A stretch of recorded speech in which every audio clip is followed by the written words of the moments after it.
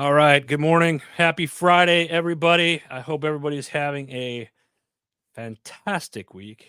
Um, Welcome. This is your HMG weekly wrap up. And as you can tell, things are looking a little different today because I got this handsome feller over here next to me. And we're going to bring him on here in just a hot second. But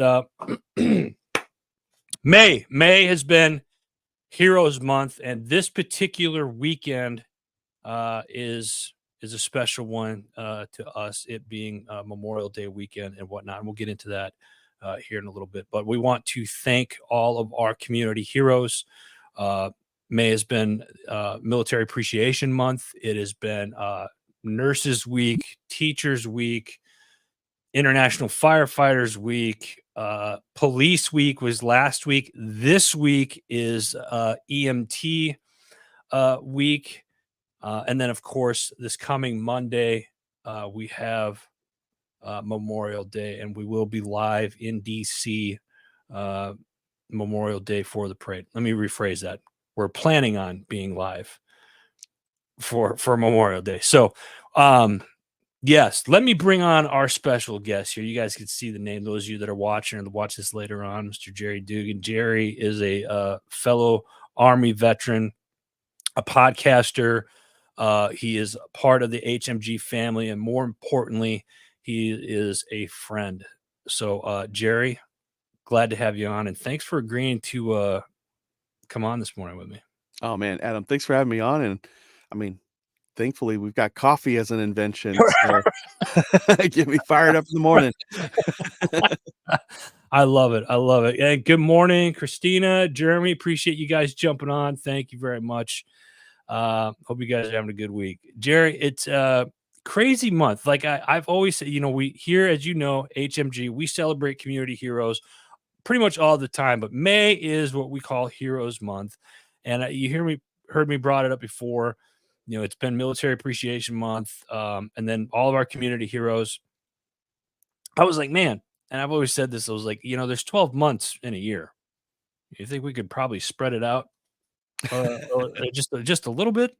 But in all seriousness, this coming weekend is a special one, I think, for us particularly.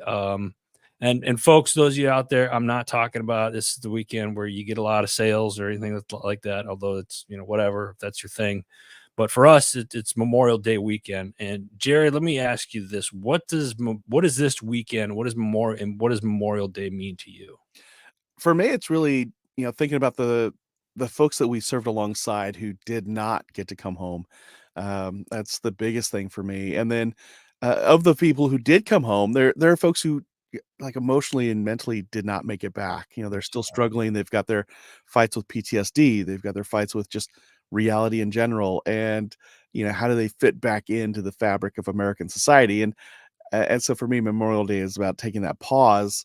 So I relax a little bit. I used to do a 12-mile ruck march to just really get my head cleared and remember those folks. And so that's more of what it is for me. And it's it's not about the barbecues. It's not about the shopping. It's who didn't come home and how can I make the most out of the life I've got since I did get to come home. Yeah. It's definitely a sombering day. This year we've done it in the past where we've gone to the Memorial Day parade in DC. We are going to be doing it the plan is to be down there again this year, and it's bittersweet. The plan Monday is to walk the mall in DC, and if you've never been to DC, it's definitely something you have to go to at least once, and then head over to Arlington and go over there for a little while. So again, those of you, Memorial Day is a day to remember and to honor those that have paid the ultimate sacrifice. So let's keep that in mind this weekend as you're out there. Nothing wrong. Do your barbecues and stuff like that. Not wrong with that if that's what you guys are into. But just I personally asked this weekend to take a moment of silence. Take off, get off the phone, get off the computer, just step outside and realize just, as crazy as the world is, there are people who have sacrificed. We still got it pretty damn good. So happy Memorial Day. I should say happy, but I hope everybody has a good Memorial Day weekend this weekend. Who do we have here? Jeremy? I hear you, brother. I hear. And it looks like we got Shay Sparks. Why does that name sound familiar? The Shay Yeah, Sparks. the mayor of every podcast event in the country. Oh, loves yeah. her to death. Yeah, she's great. Listen, I want to talk real quick about last weekend. Last weekend we had a great time. Warriors on the Water. You guys look this up on the old interwebs. Warriors on the Water LTD or warriorsltd.com. They had their annual pig roast, and we were out there in the rain with our sister company serving coffee last weekend. Had a great time. A lot of great veteran organizations came out. One, I want to give a special thanks and shout out to Whiskey Tango Foxtrot Company. They make candles. And if you go to Whiskey Tango Foxtrot CO, you can find them on Facebook. And thank you. My wife had a field day at your booth. So got a whole bunch of candles and the house smells great, but it's really good. Marine veteran, him and his wife, they make these candles and it was great. So a special shout out to them. Jerry, we got an event coming up here in June at Johns Hopkins University. Those of you that are interested in getting into the real estate field, this is something you definitely want to check out. And in fact, just because I'm a solid guy and I'm feeling very giving today, I am going to post this link in the comments here.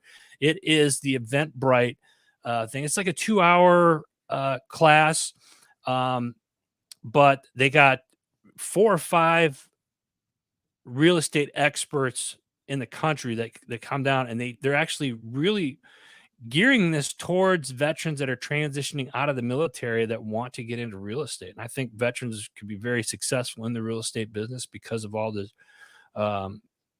leadership and how we handle things. So go check that out if you would. Let me see here. Their career center is amazing too. Johns Hopkins. They had me come in and speak once to talk about like, what do you do when your career's stuck in a rut? And I was like, wow, it's kind of cool to see them doing this. Sorry. Yeah. I was when I got the information on it, I was like, oh man, I've always wanted to get into like real estate, and then I was like, oh, I gotta find the money to do it. Yeah. And you'd be surprised. You really don't need a lot of money to really get into it if you take these certain steps. And I think that's what's really cool. And that's one of the things that they're actually going to cover, how to get into real estate investing or just get into being a realtor in general. So this is a great opportunity, folks. So by all means, please go check it out. And actually, Johns Hopkins University, they have a master's program in real estate. I didn't realize that until I got this information. So go check that out. HMG Coffee, our sister company, use promo code HMG10, 10% off. We're going to extend that into June just because I'm feeling very giving right now. Yeah, we're going to do that into June. You guys heard it here first. Go to hmgcoffee.com or hmgbeverage.com. All right. Let's get into one of my favorite parts of the show. We're going to cover some news topics here, but before we do that, I want to know, and I kind of did this a little bit backwards, Jerry, so I'm going out of order here, so forgive me, but who is Jerry? Let's get to know Jerry here first. Who is this Jerry fella? Jerry is this guy who very luckily met this woman named Olivia who said, yes, I'll marry you and have a family with you and make babies and all that stuff. So let's see. I was an Army brat and did the one thing my dad said to never do in my life. He's like, do whatever you want with your life. Just don't ever join the Army. And I was like, okay, Dad. And then 8 years after he told me that, I called him up. I barely graduated from college. I was a pre-med student with like a 2.1 GPA. So you guys are probably going to be very grateful I never became a doctor because I mean, the GPA said it all. But I remember calling my dad. I was like, "Dad, guess what?" And he's like, "What?" I joined the army to be a medic, because at the time I thought I wanted to be a doctor, Yeah. and that was a way to kind of beef up the skills, and dead silence. Probably the only time I ever disappointed my dad in my entire life Oh, wow. was that. So he was really upset about it. He was sad, and then he was like, "Well, did you sign up as an officer?" I was like, "Nope, I went and enlisted." And and he was silent again, and it was just I mean, 2 for 2, Jerry. yeah, he was still supportive, he was like it was kinda cool because now we had something that we had in common because, while I was in basic training, the guy writes me a letter for the first time in his life. Oh, He's not a letter writer, and, he's sharing, like, the inside scoop about his experiences in basic training. So he's like, "Hey, by now you're probably used to waking up at the sound of a crashing trash can at 4 in the morning. Uh, Hope you're doing well. Let me know if you need anything. Love you, son. Proud of you." And then he comes to my graduation. I'm like, "Oh, that's my dad." And was like, "Well, Dad, they're not allowed to throw the trash cans anymore. They just bang on them." And he's like, "Ah, that's no fun." And so anyway, I served in the army for 4.5 years. During that time, I met my wife. She was also in the army. Met her when I got back to my unit. Um, my platoon leader paired up all the people from Kosovo with all the new people. yeah. She was the person I was assigned to teach her everything I learned in Kosovo. Um, I taught her everything in 4 days. I liked her so much that this was, like, my way to, like, stay in Hang front of out her. with her and stuff, yeah. Yeah. So, back then, this is in, like, the late '90s, going into 2000, and, to keep her in these conversations with me, I started doing correspondence courses. This is before they moved them all online. Like the So yellow book. yes. Oh, yeah, yeah. Yes. So I had in my room a stack of like 30 or 40 of those yellow booklets. I didn't care if I did the Scantron or not. I did them just because I'm like, well, they're here. May as well get the promotion points. But it was really to get content. So I was like talking to her about stuff like, how do you set up an OE254 in the field?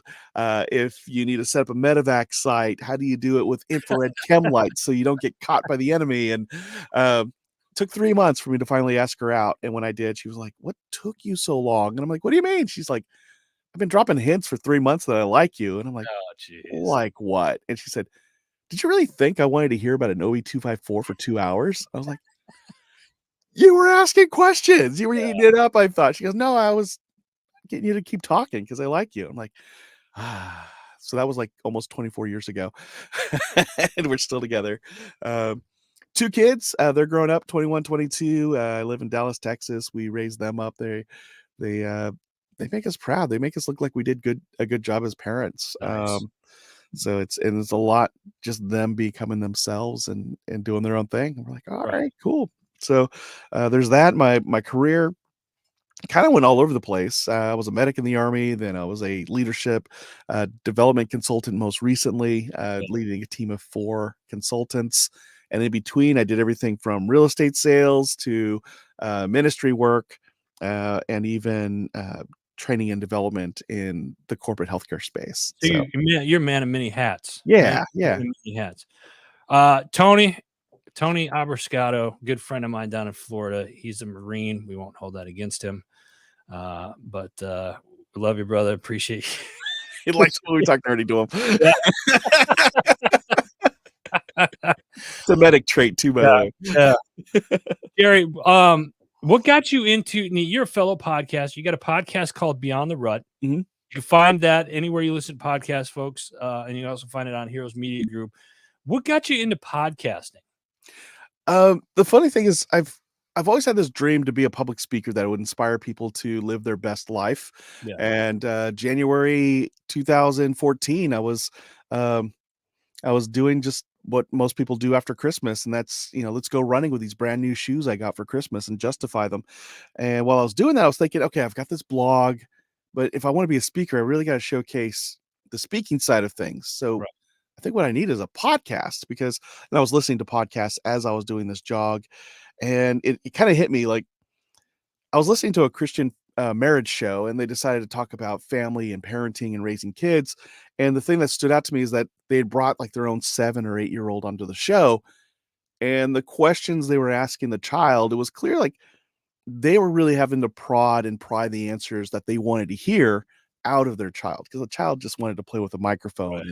and, make puss sounds and justify the need for a pop filter. It was a little girl, very adorable. But they're like, okay, so when somebody's mean to you, you like to tell an adult, right? And then she's like, yeah. Yeah, because adults can help you when things are bad. Like, you could tell, like, she just could not care less about the show, what they wanted her to say. They had to kinda give her the answers, and I thought, "Well, that's so fake," and that makes me question everything about their show, and I thought, what I really need, and a lot of my friends kinda need this too, is we need a Christian man who's just dumb enough to let his kids call him out on stuff and show, like, what authentic fatherhood looks like. Somebody who's kinda like, they don't have the answers, but they're trying their best. We need somebody like that who's dumb enough to, like, let their kids just call them out. And it'd be really cool if, like, maybe the son just asks dad a question every week, and dad's gotta answer it unedited. I'm like, "Yeah, that's a great idea. Somebody should do that." And then it was like, I c I'm that guy. I need to go do that. And so I walked home because by then I was tired. And, so I asked my son, I was like, "Hey, son," he was like maybe 12, 13 at the time. I was like, "What do you think about a father-son podcast? You ask me any question you want, I've got to give the answer." And, he looked up at my wife and he asked, "Do I have to?" I was like, "Oh, there goes my dream." It was like, it lasted a whole 10 minutes. But my daughter, she was like 9 or 10. She jumps out. I still have no idea where this little ninja jumped out from, but, she comes out of the woodwork and she's like, "Dad, we'll make it a father-daughter show. I'll be your guest Yeah. host. Let's go ahead and start recording now." And I'm like, "Oh, I don't even have equipment. I don't know how to do this thing." She's like, "You got a phone. Yeah. Get in the room. Let's start recording." And I'm like, "But where do I post it?" She's like you haven't been watching YouTube videos on how to do a podcast. Let's go. We got this." She's like the ultimate excuse killer. So that started the show called Family Time Q&A Podcast. It lasted 89 episodes, and, it wound up being a rotation of my daughter, then my wife, then my son, then back to daughter, wife, son, every single episode. They would ask me a question that I wasn't prepared for. I had to answer it on the spot, and then I would flip it and ask them a question they weren't prepared for, and then they would give me an answer. And the one thing you'd think I'd learn after 89 episodes is that it doesn't matter what they ask me. That's not the setup. They're gonna throw me under the bus when I ask them my question. Yeah. And so Yeah. for Yeah. 89 That's episodes, I got called out on so many things, and it made me a better dad and a better husband as a result. And then from there, my friend Brandon, he wanted to start a show, and that's how Beyond the Rut came about. He wanted a show that would, minister to men 35 to 45, married, they got kids, all the boxes checked of what success should look like, but they feel stuck. mm, And then how do we help them have that mindset shift, look at success from a different perspective, and go after the things that really matter for them? And then that, was August 2015 when that show aired. And, yeah, now it's just me on the show. Brandon retired from it in 2021 when he realized he'd rather be with his grandkids than hang out with me. yeah. And then we had a guy writing for the show. He quit like on episode 16. So, yeah, I got to be co-host at that point. And And, you've been holding down the fort oh since, yeah, still going strong. Rob, good morning to you from AZ. Appreciate you. Yeah, I love your show, and I like the name of Beyond the Rut. Like, being a hunter, I was like, "Rut." I was like, "Oh, that's hunting." Yeah, at first, I gotta admit it, man. That's still where the first part of it there, but then, when we first started talking, when we met last year, and you were talking to me about the show and stuff like that, I was like, "Man, that's really," I was a single parent for many years, as most people know, and as a father who's, my son's on his way to the Grand Caymans to go scuba diving mm, right now for the next 8 days. Totally jealous, by the way. Um, you think about it, you get into these ruts. How do you get out of them? What do you do? Especially if you feel alone and yeah. you don't have anybody to talk to and whatnot. And I really like a lot of the advice that you give on the show. And it's not just advice. One thing I really appreciate is that you really put yourself out there and you really open up and share your experiences and whatnot. So I respect that about you, um, through and through. And the advice that you give is not just advice, but you're giving tools and tips to people, to the guys, to be like, hey, this is where you're at. Give this a shot. Give this a try. So it's called Beyond the Rut. Make sure you guys check it out. You can check it out again anywhere you listen to your favorite podcast, or you can find it right there on Heroes Media Group. Again, Jerry, I certainly appreciate your friendship and being a part of the HMG family, man. You add a whole lot of value to the HMG family. So thank you for being here. Thank you. And thank you to Shay, the mayor of all Yeah, podcast conferences, because she's the one who introduced us. And I'm yeah. like, man, she's like the godmother of She podcasts. knows everybody, and if she's still on right now, I know she's eating this up because she's. I'm going to see her next month. We're going to an event down in North Carolina, and there's never a dull moment when she's around. Yeah. Which is great. Jerry, let's get into some topics, some headlines and stuff. And some of these are going to be controversial, and that's okay. Remember, guys, that the stuff that we bring up here, as far as like the headlines that I bring to you each week, merely things that I thought were interesting. And I want you guys to think about stuff that you can look at, and you can, take it, look it up, throw it back, leave it, whatever. But first one out the gate is I'm gonna ruffle some feathers, and I hope I say his name right. Said no one ever.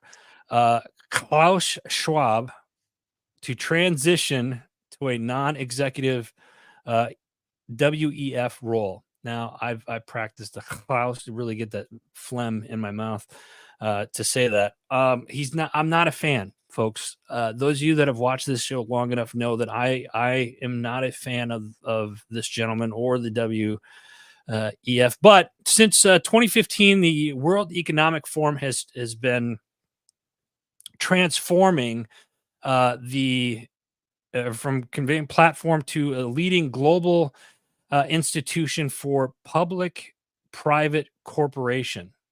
Let that sit in for a second. You take it how you want. But the WEF said in a statement, as part of the transformation, the organization has been undergoing a planned governance evolution from a founder-managed organization to one where a president and managing board assume full executive responsibility. Now, why am I bringing this up? Again, just thought it was interesting. You're not seeing a lot of it in the mainstream media side of it. You kind of got to dig for this stuff. But the World Economic Forum, I feel like this is an organization that kind of is, they're the ones that have a plan for 2040 agenda or 2030 agenda, excuse me. And this particular gentleman has gone in and say, hey, in a few years, you will not own anything and you will be happy. Okay. All right. Jared, do you have any thoughts on this? I'm scrambling to look up World Economic Forum.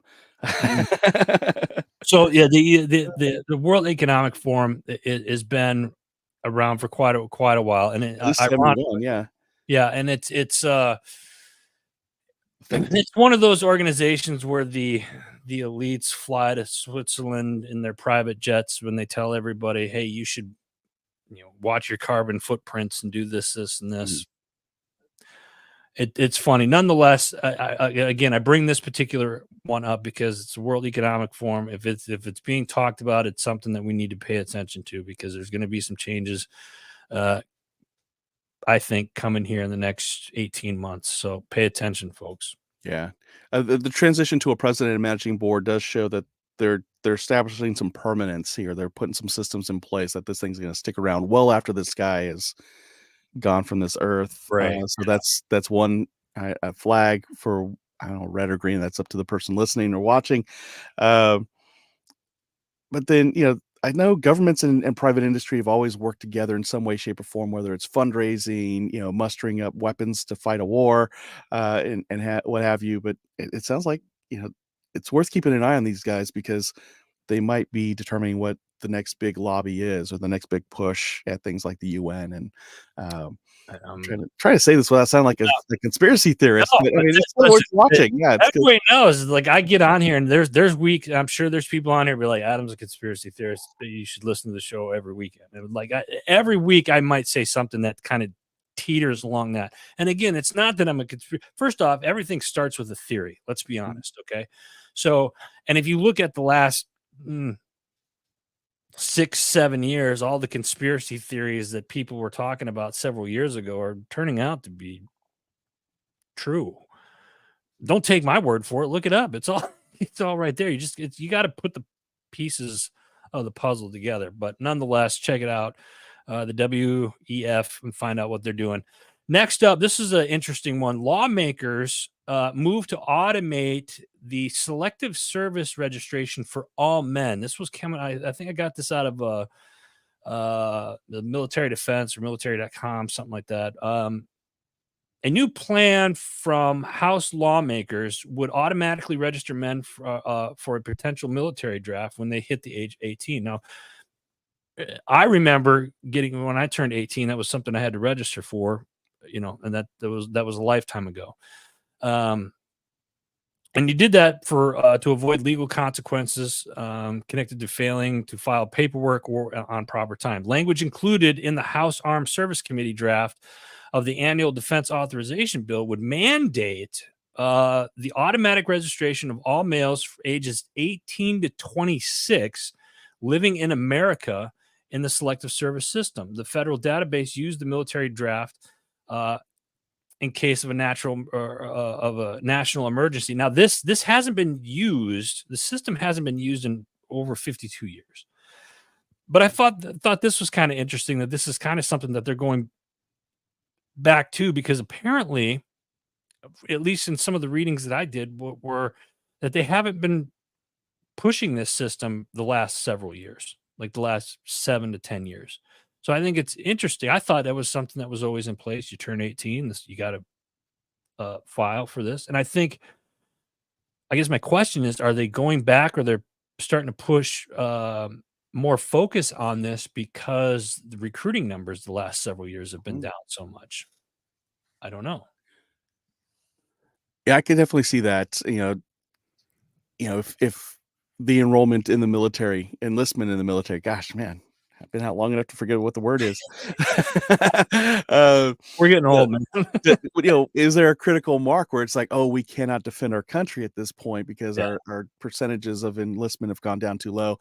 And then, on the flip side, I could see where we've probably been laxed on the selective service registration because we've been in all volunteer military since the 1980s. We don't need this. We don't need the draft unless we really get invaded and things get really, really bad. But we're so robust and really the number one military in the world. We don't need this. Right. And so I think over the years, when you start looking at like budget cuts, it's like, how do we get people enrolled? Well, we don't have a system in place where we can just automatically do it. So they got to send us a card. Well, now we got a bureaucracy that needs to input all that information into the database, and then it's got to be enforceable. How do we find the guys who didn't register? Now we got to have another bureaucracy that goes after those guys, and so I think by having it automated, and we got the system, we're doing the one thing we said Social Security was not meant to do, which is to become our identification number. And so you just pull from those roles. You get access to that database and say, great, who has a Social Security number, who just turned 18 years old and is a citizen and is male, and then boom. And now you've got the database filled. You don't have a bureaucracy that's bloated that has to manually input this information, and you don't have to go track people down for not doing it. It's just done by computer. I think in modern day, it might be, well, what constitutes male? I could see that becoming a hot topic as this thing gets more solidified as well. It's like, and do we just open it up to all citizens 18 to 26, not just male? So those are some other questions that might come up in the coming years. That is certainly some solid points there. Yeah. Alan, good point, Alan. Let's comment there on Facebook. Appreciate it, Alan.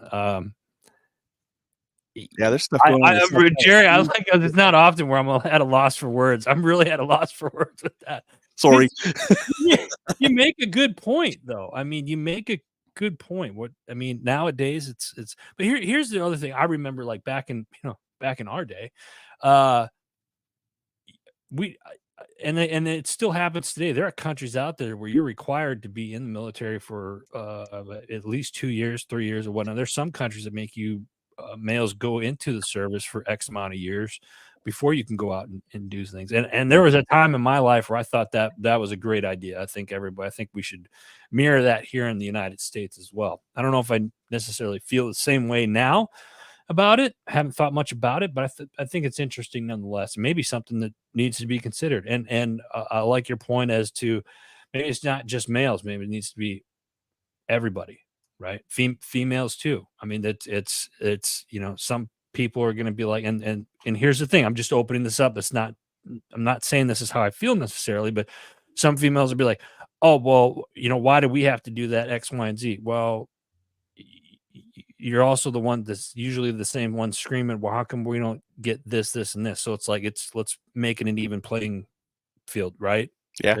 That would be fair. My thoughts on that. And I'd be Israel curious to has hear, yeah. a very strong co-ed military fighting force, and but yeah, if we truly want to go after equality, and not to dumb down like qualifications either, like infantry still got to do infantry things, tankers, they still got to lift up parts that weigh like hundreds of pounds, and artillery, those rounds are heavy. Yeah. So there's got to be those qualifications of like, can you actually lift these things? And so we can't reduce those standards, but we could expand the pool.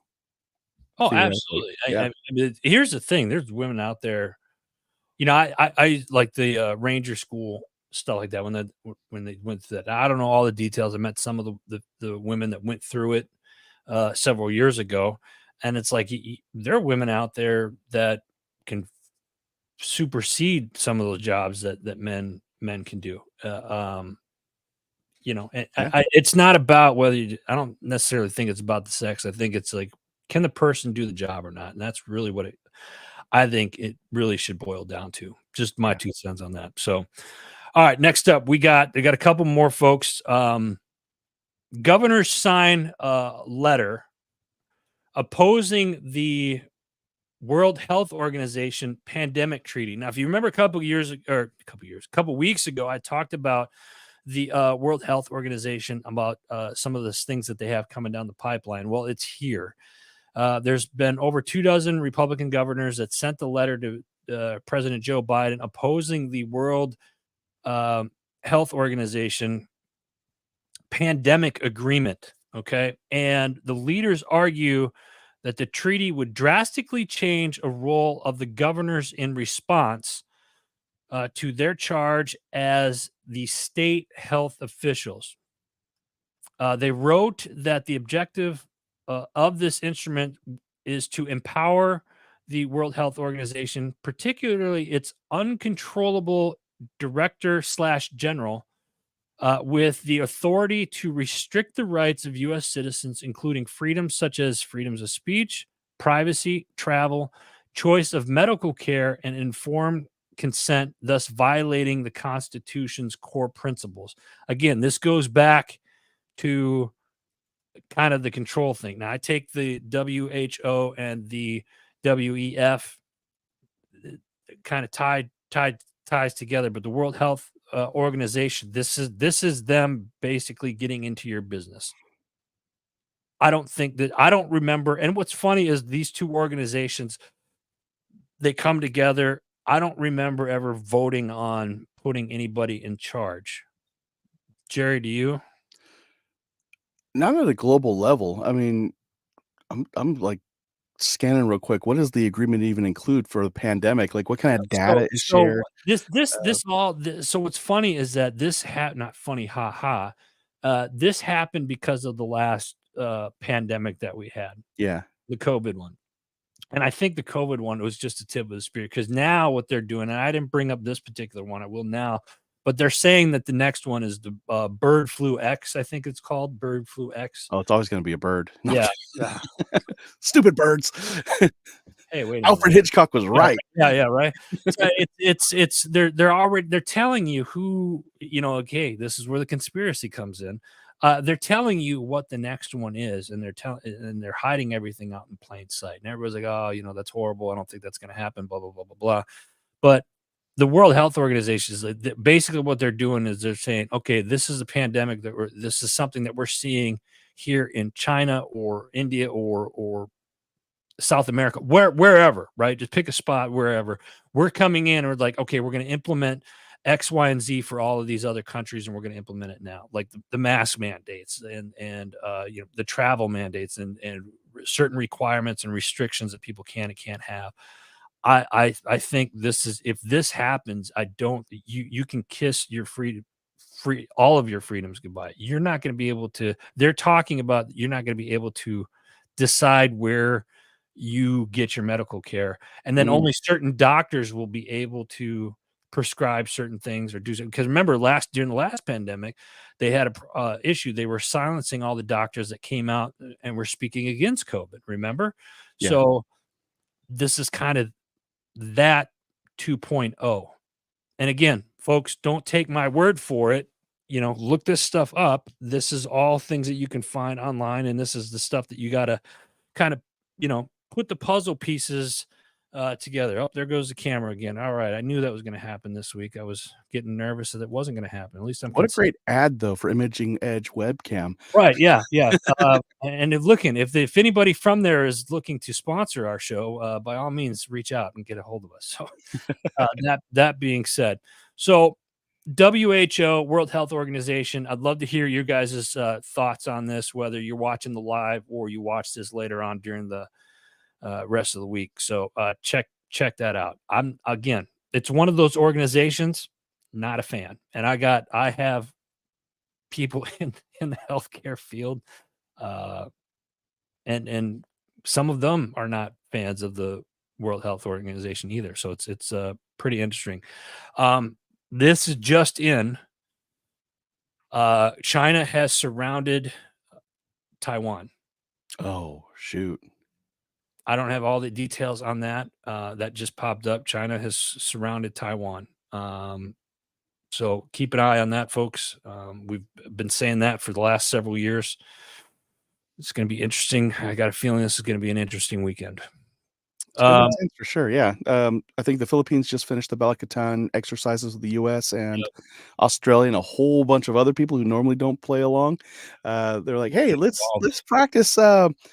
I think specifically their mission was to retake islands in the Philippines that have been captured by an aggressive force, and it was kinda clear, like, yeah, we're practicing to take our islands back from China. Uh, Right. And oh, it's, gosh. the last, almost 8 years now, I think, the South China Sea, was China building those man-made islands Mhm. out there. And right before, I think, 2016, everybody was talking about it. In 2015, and then 2016, it just went off the radar. And I could be wrong on the dates on that. I think that's around the time frame. But then you look at it, and it's like, oh, now they're fully functional. There's a military base there. They have operational capabilities in the South China Sea. They're trying to take over that area. We all knew.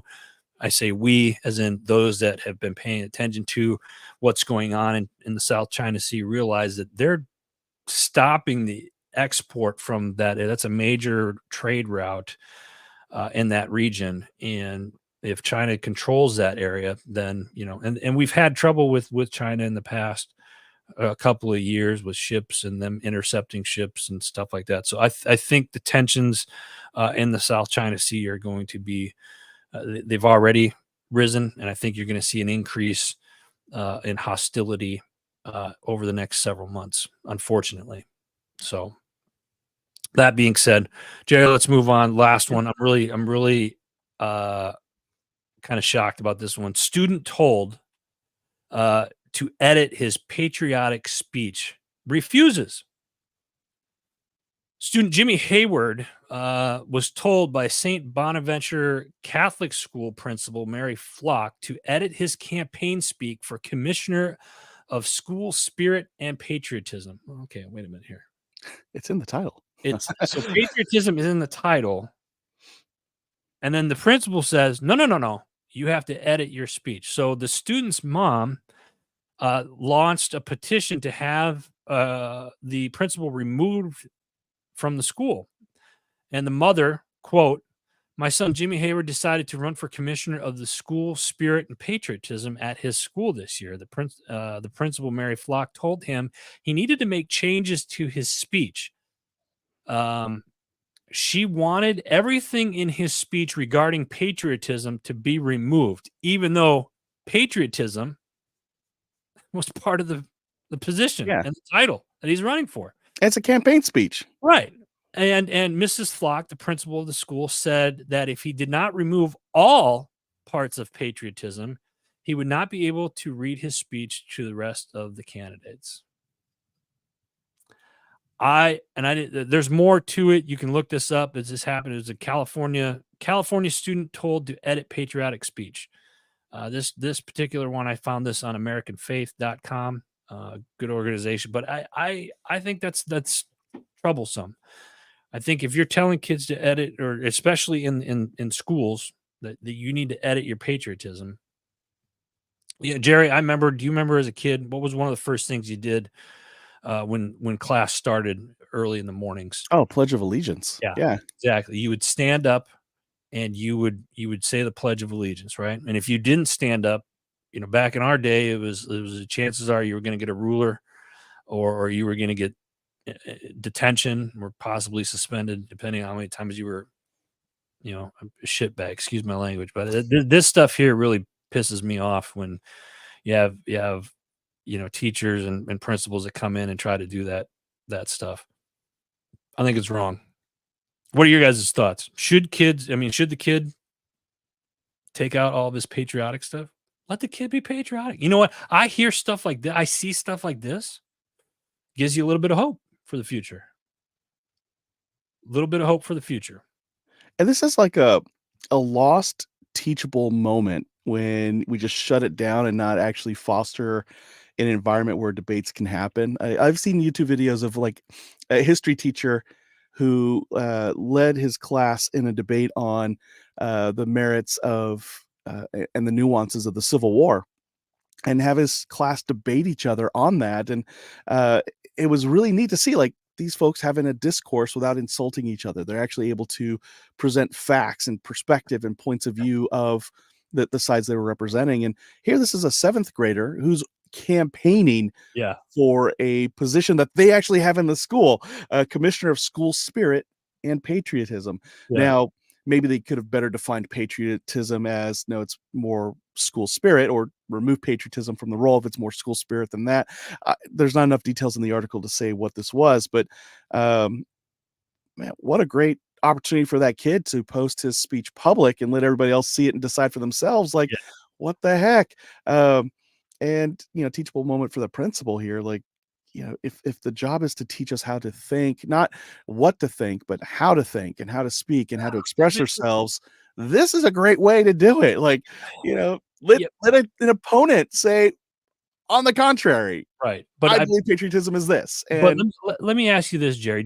We seeing, and this is for those of you that are watching and listening to this, the question now lies is, are we teaching the wrong things in school, or is there an agenda that we're trying to teach? So instead of, I think there's a lost art of critical thinking, right? We're not necessarily, we're teaching kids how to memorize stuff, which serves its purpose to a sense, but we don't teach them how to think for themselves or come up with reasons why they're thinking that's it, and then being able to articulate why they're given those answers. Does that make sense? oh yeah, yeah. And you look at the motivation of different schools, public schools, it's all about attendance so they can get the funding. And then if they have a mandate to have so many people pass a standardized test by a certain time, then they just teach to the test because that's the motivation to keep their jobs. And then a private school is really looking at enrollment and tuition. Right. And you get somebody in there who's a parent with enough money who could be a donor, and all of a sudden they've got the flexibility to sway what the school is about. And I have no idea why this principal said, we're going to have you change your speech. Like, if it had a bunch of F-bombs in it, I was like, okay, well, take the profanity out. But it sounds like, take out the patriotic parts Yeah. in Yeah. this campaign for a patriotic role. Right. It's like, huh? Yeah, I think it's interesting, and that's not a dig. I'm not saying that's not a dig on our community heroes, our teachers. There's a lot of great teachers out Mhm. there that are doing the right thing. I'm not saying that because I love our educators out there, particularly the ones that are doing the right thing. So Interesting stuff. Look that up, folks. It's patriotic speech, or a student to edit patriotic speech, if you're interested in learning more about that. Jerry, let's get into some of the shows, man. We're coming up. Wow, we're 40. I love this. Almost 45 minutes. I love this, man. It's great having you on. Why don't you kick us off? Beyond the Rut. You got an episode this week, or one that you want to talk about? Yeah. What did I put out this week? Oh, a guy named David Landis, firefighter, retired. Yeah.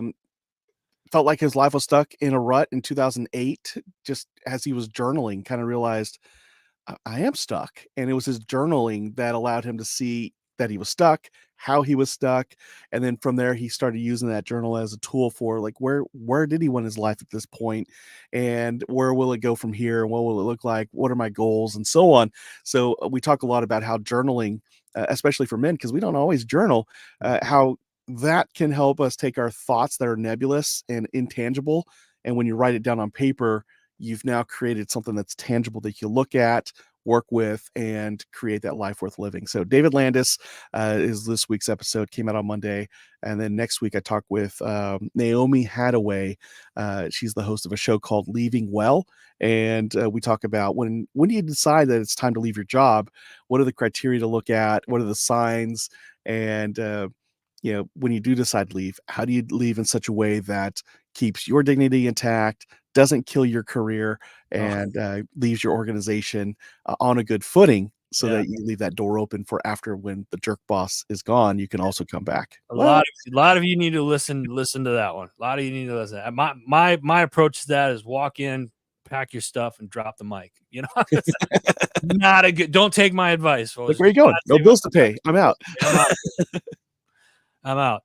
Good stuff, folks. That's Beyond the Rut with Jerry. You can listen to that on Heroes Media Group, or where you listen to your favorite podcasts. Next up, we got some new shows that have recently joined the network. First one up, Bump in the Road. This is a fun show. I'm really digging this one. Bump in the Road. Let me tell you a little bit about it. It's from heart-wrenching lows to triumph highs, Bump in the Road listeners on a series of emotional and spiritual journeys that reaffirm the power of the individual to create meaningful and an authentic life. Whether you're seeking inspiration during a personal struggle or simply looking for stories that touch the heart, Bump in the Road offers a poignant collection of conversations about the human journey.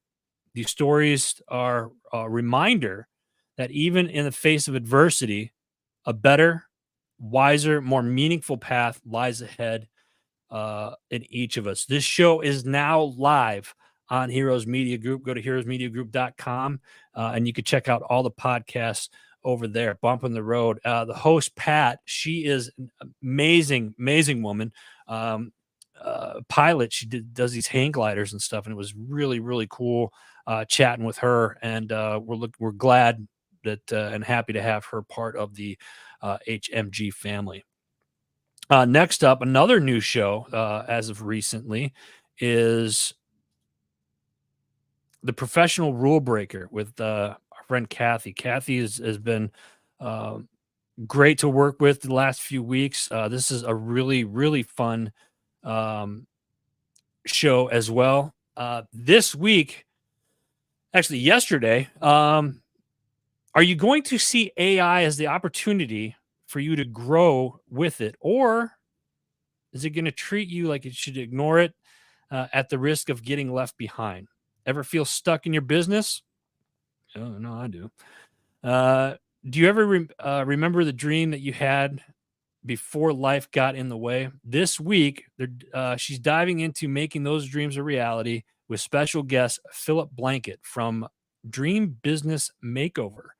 Philip worked on with some big names like FedEx, Goldman Sachs, and they're here to talk about the secrets of transforming your business with AI. It's called The Professional Rule Breaker. Check it out. And before we go on to the next one, Jerry, let me ask you this one. AI.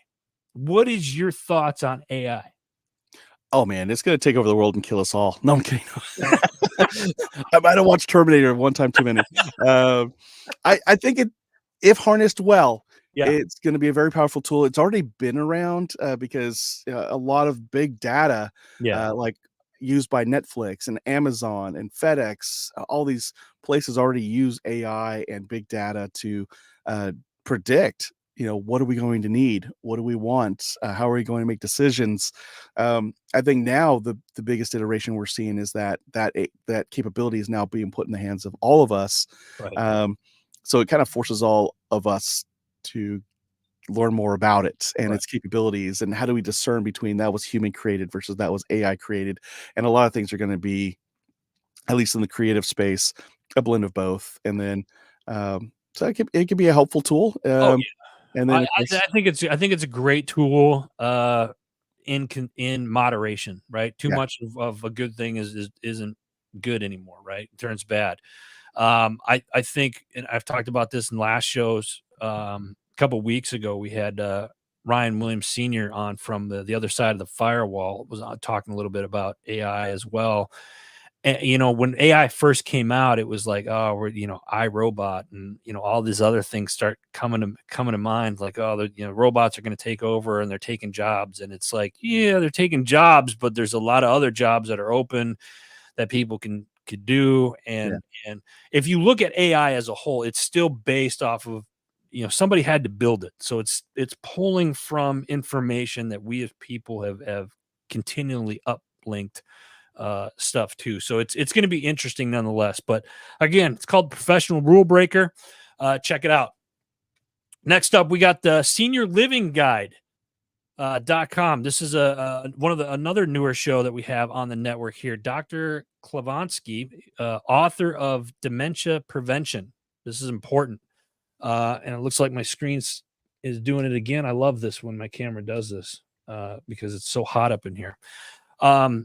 Dr. Klavansky, author of Dementia Prevention, using your head to save your brain, is back. This is a second series that he's been on. He sheds light on often underestimated influence of conditions like sleep apnea and UTIs on our cognitive well-being, particularly as we age.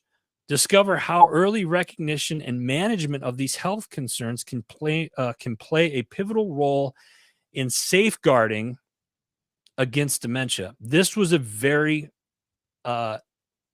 interesting episode, and I'll go as far as to say that I was like, man, it almost got me a little nervous getting older. Like stuff you just have to, you never thought of it, like, I get dementia, whatever, but it's like, no, then you start hearing like what are some of the things that can lead to that. You start looking at your own life and you're like, man, maybe there's some things now. I'm in mid 40s, probably change a few things that I'm not in my 20s. Mentally I'm still there, but physically, physically I'm not, so maybe there's some things that we need to change. It's called Senior Living Guide.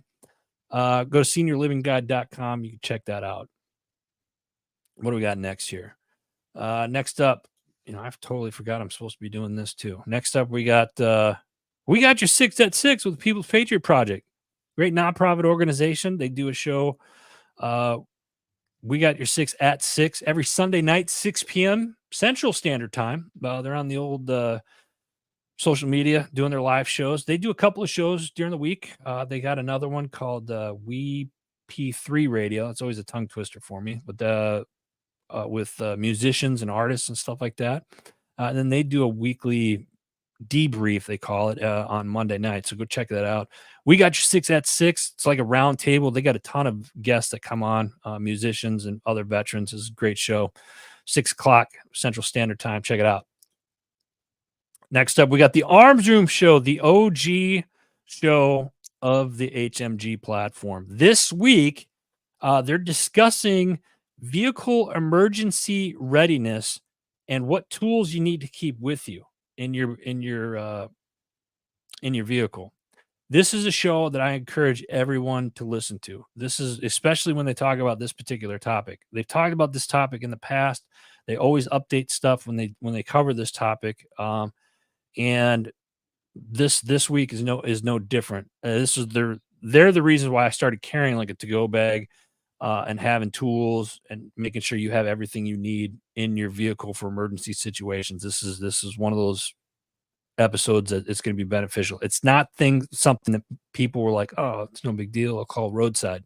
What are you going to do in the middle of the night when you don't have cell service and you get you're stuck in the dark by yourself, right? Check it out. It's called The Arms Room Show. Next up, we're just talking about this show a minute ago. The Other Side of the Firewall. This week, so they do a show every day, Monday through Friday. And some of the episodes that they covered this week, North Korea taking U.S. jobs. I got to listen to that one. That was Monday.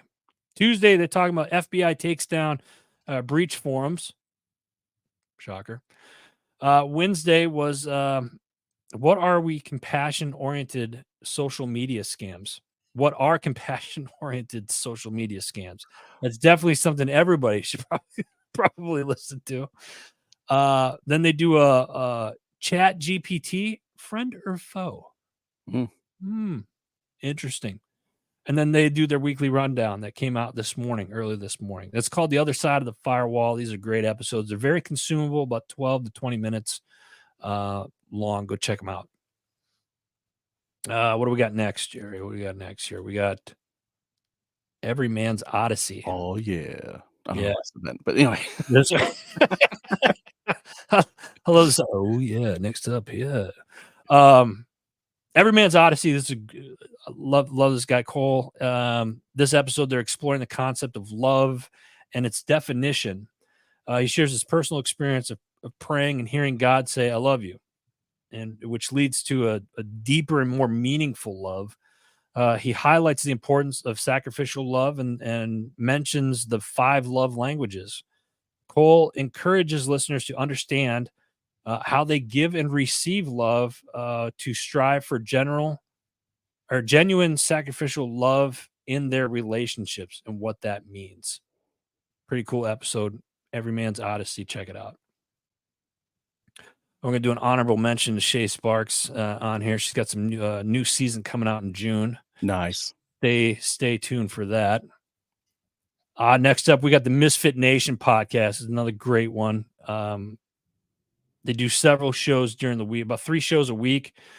You can check them out live this week. They welcome back Tom Kilglannen, president of Freedom Alliance, and Reese Carwell.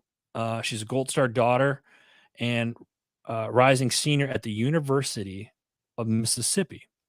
Tom shares his insights of his 25 years of leadership at the Freedom Alliance and his role on the National Commission on Military, National and Public Service. Oh, wow. Okay. Nice. And then Reese discusses her journey as the Freedom Alliance Scholarship Fund recipient, honoring her father's legacy and her pediatric or orthopedic care aspirations as she graduates. So, and best of luck to that young lady there. So this one's called the Misfit Nation podcast. Go check it out. And they're based out of San Antonio, I think. They are. That is correct. Yeah. Fellow Texan. Next up, we got Homefront Sit Rep podcast. Let me see here. This week, and speaking of Homefront Sit Rep, David Willis is on right now. Good morning. How are you, brother? We're talking about you right now. This week, he's got 2 Wolf Foundation on. This was, I believe it was a Monday night show. They do a show Sunday night and Monday night, Homefront Sit Rep podcast. You can check them out. But the 2 Wolf Foundation, look this organization up. Really, really cool episode this week. I really dig this one. The 2 Wolf Foundation was a fun. I really want to go, check this place out. You could see Homefront Sit Rep podcast live Sunday nights and Mondays on their Facebook page or live here on HMG as well. So make sure you check it out. Homefront Sit Rep. All right, we're back to the banners here. What do we got next? The Joel Evans Show. This week, Steve Tejajin, MPT FAFS. He's a high-performance expert and consultant.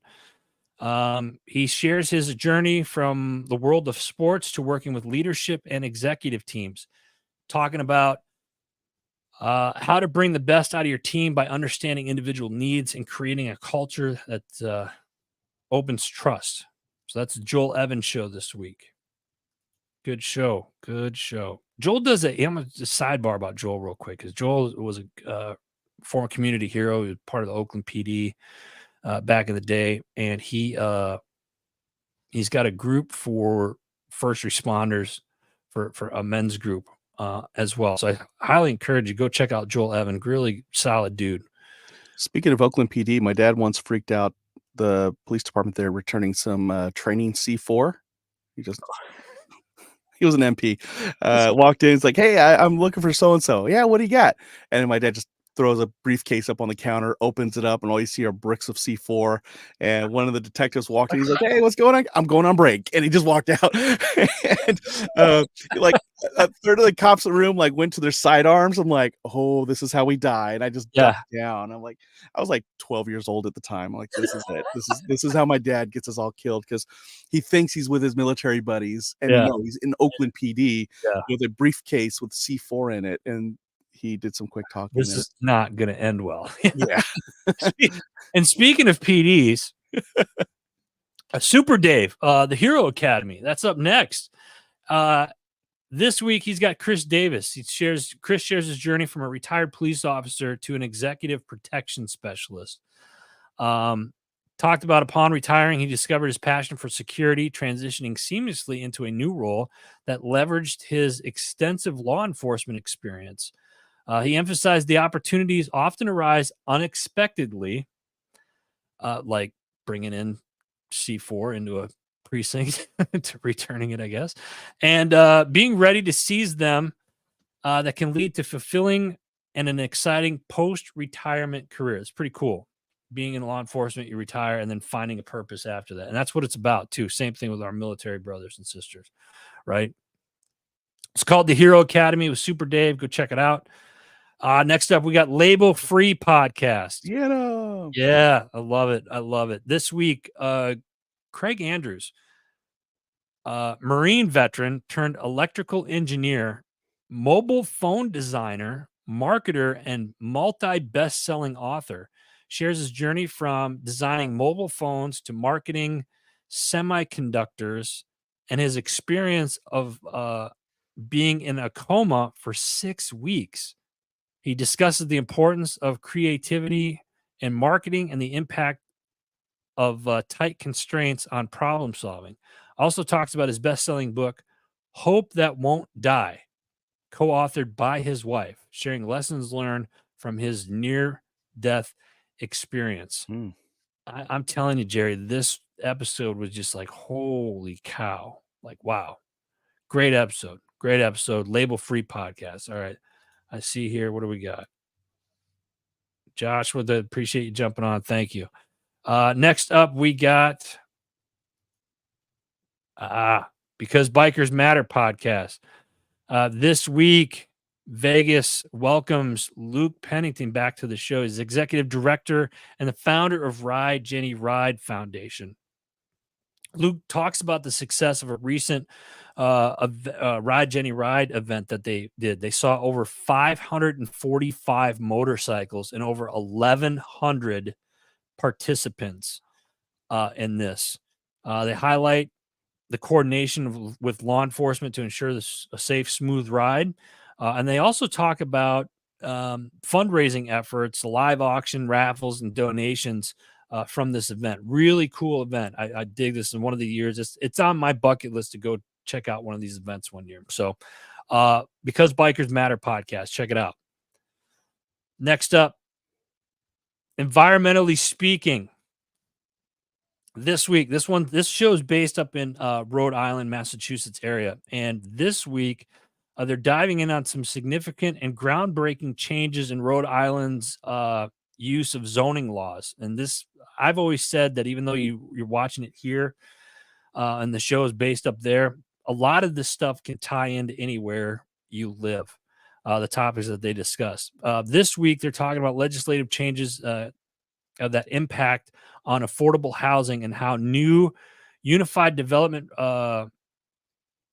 review aims to streamline the planning and zoning approval process. Those of you that have ever tried building a house, getting all the approvals, sometimes depending on where you are, could take several months to get situated. So go check it out.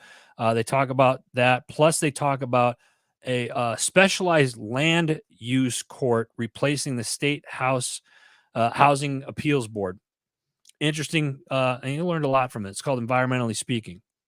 Stay with me, folks. We got two more. Next up, we got the MSEC podcast. I love these guys. Military Child Education Coalition. They're down there in just outside of Killeen, Texas. Oh, wow. It was where their home office is. Been working with this organization for many years. I love the fact that they focus on the children on this one. So those of you that are active duty, Guard, Reserve, or if you're a veteran and you still have kids that are in the home of school age, you should be following these folks. Military Child Education Coalition or militarychild.org. This week, it's that time of year. It's PCS season. How many of you out there are getting ready to PCS right now? I got several friends that are PCSing as we're doing this right now. Military families move on an average of every 2 to 3 years. And it's this constant moving can be very stressful, right? Those of you that have done it before, listen as Amy Schick, she's a seasoned military spouse, discusses how her family has navigated multiple moves and gives tips on making them a little bit easier. Check this episode out. You will be happy that you did. It's the MSEC podcast. Last, certainly not least for this week of shows, we got Chasing Happiness with our man Ryan down there in Arizona. This week, breaking free from identity manipulation, finding common ground in a polarized world. That's the title this week. This week, he's got special guest Corey Rosenick. He's a pastor, author, counselor, and coach who's passionate of helping individuals navigate their journey towards self-discovery and fulfillment. Their discussion touches various aspects of life, but one theme emerges as a beacon of hope, reclaiming your humanity amidst a chaos of a modern society. So check it out. That's Chasing Happiness. Folks, again, you can check out all the shows, heroesmediagroup.com. I got to give some special shout outs here real quick to we got a new sponsor on the network called Veteran PCS. Go to veteranpcs.com. Great organization. And if you're in the military and you're getting ready to PCS, it is PCS season, and you haven't found that house, this website will show you realtors in your area that you're PCSing to. That's got all 50 states. They work with just over 300 realtors across the country and whatnot. So if you're PCSing and you're looking to buy a house, great tool to have. Veteran PCS. Check it out. HMG Beverage, our sister company. Appreciate them. Go to hmgbeverage.com or hmgcoffee.com. Use promo code HMG10. Get 10% off your next purchase. My Tax Fella, business owners. I'm horrible with numbers. I admit it. I know that's one of my weaknesses. So what did I do? I went out and I got the professionals to do it for me. My Tax Fella. They do all of our taxes. Bookkeeping, the whole 9 yards. It's a great resource. Check them out, mytaxfella.com. JB Auto Clothiers. That's why I look so good each and every week, right? Everybody come see how good I look, right? It's because of JB Auto Clothiers I look this good. Veteran owned, made in America, custom made to measure suits for you, men and women. Check it out, jbautoclothiers.com. Forget Genetics. For all of you hunters out there, go check them out. Forgetgenetics.com. Motorcycle safety lawyers. I say it every week. If you're riding a motorcycle, these guys need to be on your speed dial. Go check them out. Motorcycle safety lawyers. My Home Studio Mastery. Jerry, we know this guy, right? Junaid. Yeah, Junaid. Great dude. Check it out. HomestudioMastery.com. You check them out. TheFreedomPeople.org. If you need a trust done, get them. Check them out. Sisu Stamina. Jim Neary's Bait and Tackle, and Warriors on the Water LTD. Boom. That is it. Appreciate all you guys. And go check out all their pages. I'm going to post this stuff after the show. So, again, folks, it is Memorial Day weekend. Remember what that's all about. Jerry, thank you so much for, first off, your service. Thank you for being a friend And thank you for all that you do. Absolutely love your show and what you're about. And thank you for hanging out with us for Thanks for having me on here, man. This was this fun. week. So I appreciate it. Any parting words before we end her for the week? Oh man, the same thing I always tell everybody I get to be a guest on a show of, life is just too short to live it stuck in a rut. So get out there and go pursue that success that you've defined for yourself. I love it. Thanks, brother. I appreciate you. Everybody have a safe weekend. Get out there, enjoy the weekend. Get out there, get off the phones, get away from the computers, and get outside. God bless you. God bless America. We'll see you guys next week.